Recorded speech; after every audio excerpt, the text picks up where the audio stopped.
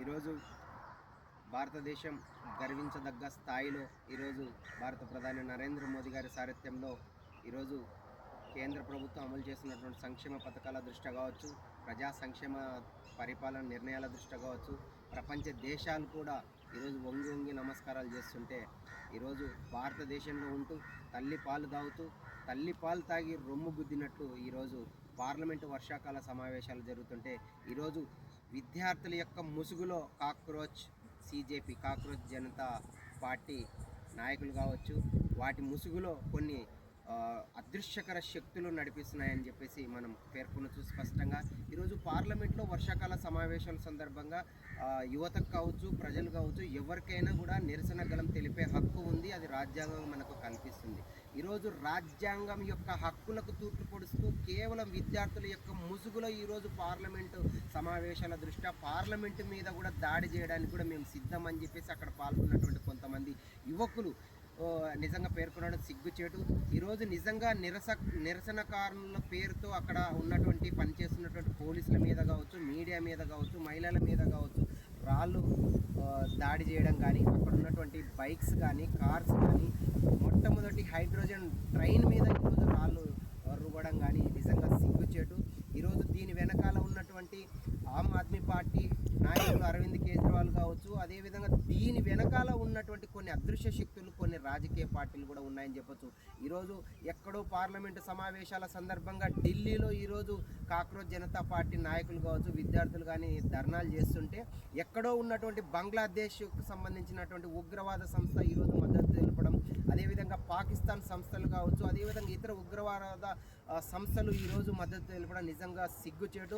ఈరోజు ఎందుకు ఈరోజు మోడీని, అదేవిధంగా భారతీయ జనతా పార్టీని, కేంద్ర ప్రభుత్వాన్ని విమర్శిస్తున్నటువంటి నాయకులు కూడా గత పరిపాలనను కావచ్చు, ఈరోజు ప్రస్తుత పరిపాలన కానీ గమనించి ఒకసారి వారి యొక్క డిమాండ్ని కావచ్చు, వారి యొక్క మాటలు కూడా పరిగణలోకి తీసుకోవాలని చెప్పి స్పష్టంగా చెప్తున్నాం. ఈరోజు భారతీయ జనతా పార్టీ యువ నాయకులుగా మాత్రమే కాదు, ఈరోజు భారతీయ పౌరుడిగా, ఒక చదువుకున్నటువంటి ఉన్నత విద్యావంతుడిగా ఈరోజు కాంగ్రెస్ నాయకులను, ఇండియా అలయన్స్ కూటమి నాయకులను ప్రశ్నిస్తున్నాం. ఈరోజు ప్రియాంక గాంధీ గారు, రాహుల్ గాంధీ గారు మోదీ రాజీనామా చేయాలి అని మాట్లాడుతున్నారు. నిజంగా మోదీ గారు ఎందుకు రాజీనామా చేయాలని చెప్పి చెప్తున్నాను. ఈరోజు 2014 నుంచి 2026 కాలంలో కేవలం ఈ 12 సంవత్సరాల కాలంలోనే ఈరోజు భారతీయ జనతా పార్టీ కావచ్చు, కేంద్ర ప్రభుత్వం ఈరోజు సబ్కా సాత్, సబ్కా వికాస్, సబ్కా విశ్వాస్, సబ్కా ప్రయాస్ అనే నినాదాలతో ఈరోజు ప్రజల కోసం, దేశం కోసం, ధర్మం కోసం పనిచేస్తుంది. ఈరోజు 135 సంవత్సరాల యొక్క కళ అయినటువంటి అయోధ్య రామ మందిరాన్ని కావచ్చు, అదేవిధంగా ఈరోజు 70 సంవత్సరాల కళ ట్రిపుల్ తలాక్ చట్టాన్ని తీసుకొచ్చి ముస్లిం సోదర సోదరిమణులకు న్యాయం చేయడం కావచ్చు, అదేవిధంగా ఆర్టికల్ 370 రద్దు చేసి 35A అధికారాన్ని రద్దు చేసి దాదాపు ఈరోజు జమ్మూ కాశ్మీర్లో లా అండ్ ఆర్డర్ని సెటరేట్ చేసినందుకు మోదీ గారు రాజీనామా చేయాలన్నా, అదేవిధంగా ఈరోజు 64 సంవత్సరాల కలైనటువంటి ఎన్ఆర్సీని సిఏఏ పౌరసత్వ సవరణ బిల్లును తీసుకొస్తున్నందుకు మోదీ గారు రాజీనామా చేయాలా, అదేవిధంగా వక్ఫ్ చట్టంకి ఈరోజు సవరణలు చేస్తున్నందుకు మోదీ గారు రాజీనామా చేయాలన్నా, అదేవిధంగా ఈరోజు bullet trains, Vande Bharat trains, అదేవిధంగా తొలి H2O ట్రైన్స్ రీసెంట్గానే చూస్తున్నాం. పుట్టపర్తి టు బెంగళూరు వేదికగా బుల్లెట్ ట్రైన్స్ తీసుకొస్తున్నందుకు మోదీ గారు రాజీనామా చేయాలన్నా, లేదంటే గతంలో పేదరికం కేవలం పేపర్కి మాత్రమే పరిమితమై నినాదాలు ఇచ్చినటువంటి కాంగ్రెస్ పార్టీ నాయకులు మాదిరి మేము మాటలు చెప్పకుండా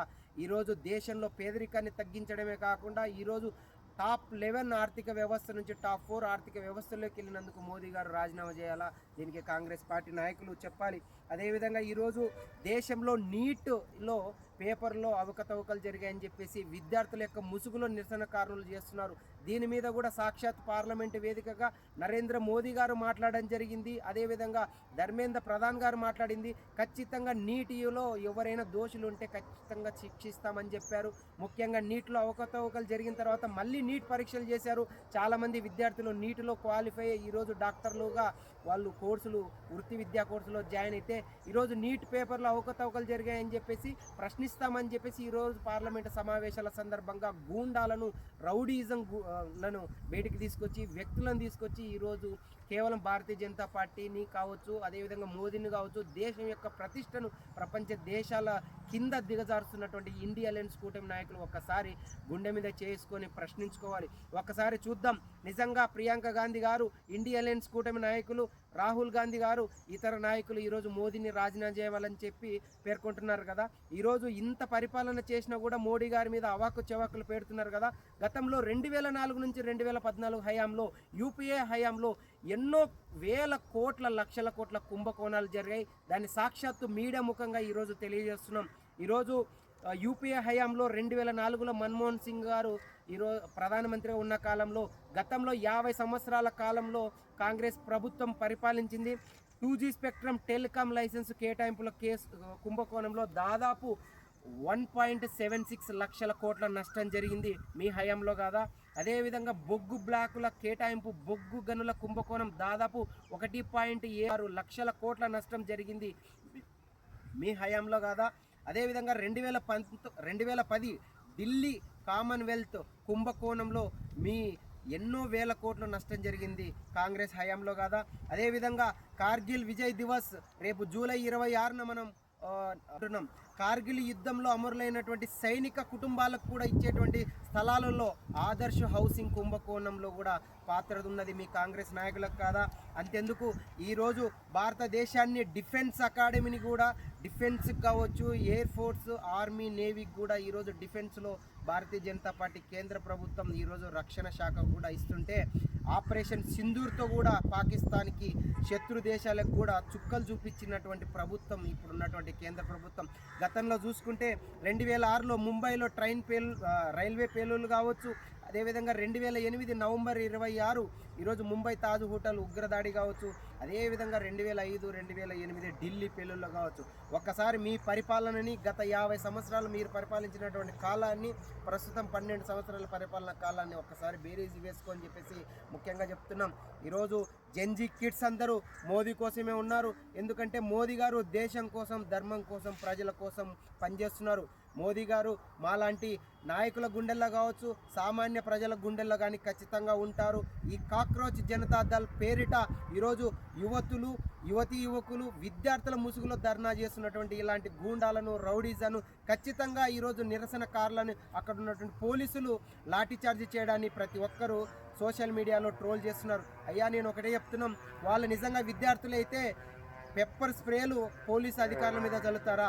అక్కడ ఉన్నటువంటి మీడియా, లేడీ మీడియా జర్నలిస్టుల మీద భుజాల మీద చేసుకొని వాళ్ళ మీద అసభ్యంగా వ్యవహరిస్తారా? అదేవిధంగా పోలీసులను కాళ్ళతో తంటారా? అక్కడ ఉన్నటువంటి వెహికల్స్, బైక్స్ కానీ, కార్స్ కానీ రైళ్ల మీద రాళ్ళు దాడి చేస్తారా? నిజంగా విద్యార్థులకు ప్రజాస్వామ్యంలో తమ నిరసన తెలిపే హక్కు ప్రే అండ్ పిటిషన్ భాగంలో ఉంది. ఈరోజు పార్లమెంటు సమావేశాలు జరుగుతుంటే భారతం యొక్క ప్రతిష్టను దిగజార్చాలని కుట్రపూరితంగా ఈరోజు ఉగ్రవాద దాడులకు వ్యతిరేకంగా పనిచేస్తున్నటువంటి కొన్ని సంస్థలు ఈరోజు అరికట్టాలని చెప్పి మా ప్రభుత్వం ముందుకెళ్తుంటే, కేవలం ఉగ్రవాద దేశంగా భారతదేశాన్ని మార్చాలని, విచ్ఛిన్నకర శక్తిగా మళ్ళా భారతదేశాన్ని తయారు చేయాలని చెప్పేసి కొంతమంది కుట్రలు చేస్తున్నారు. ప్రజలందరూ గమనిస్తున్నారు, జెన్జీ కిడ్స్ గమనిస్తున్నారు. అదేవిధంగా ఈరోజు మోదీ గారు ప్రజల కోసం ఎన్నో సంక్షేమ కార్యక్రమాలు చేయడమే కాకుండా ఈరోజు భారతదేశం అంటే ప్రపంచ దేశాలకు తెలిసే విధంగా వెళ్తున్నారు. ప్రజలందరూ గమనిస్తున్నారు. ఇలాంటి తాటాకు చెప్పలకు ప్రజలు కూడా ఖచ్చితంగా రాబోయే రోజుల్లో ఇండియా అలయన్స్ కూటమిని కావచ్చు, ఆ కూటమి నాయకులకు మద్దతు తెలిపేటటువంటి నాయకులను కూడా ఈరోజు ఖచ్చితంగా నెక్స్ట్ జరగబోయే ఎన్నికల్లో కావచ్చు, ప్రతి ఒక్కరు చదువుకున్నటువంటి విద్యార్థులు కావచ్చు, మేధావులు కావచ్చు, ప్రతి ఒక్కరూ ప్రభుత్వం చేస్తున్నటువంటి సంక్షేమ ఫలాలను ప్రజల్లోకి తీసుకొచ్చి ఇలాంటి వాటిని మీడియా ముఖంగా వ్యతిరేకించాలని చెప్పేసి కోరుతున్నాను. జై హింద్, జై భారత్.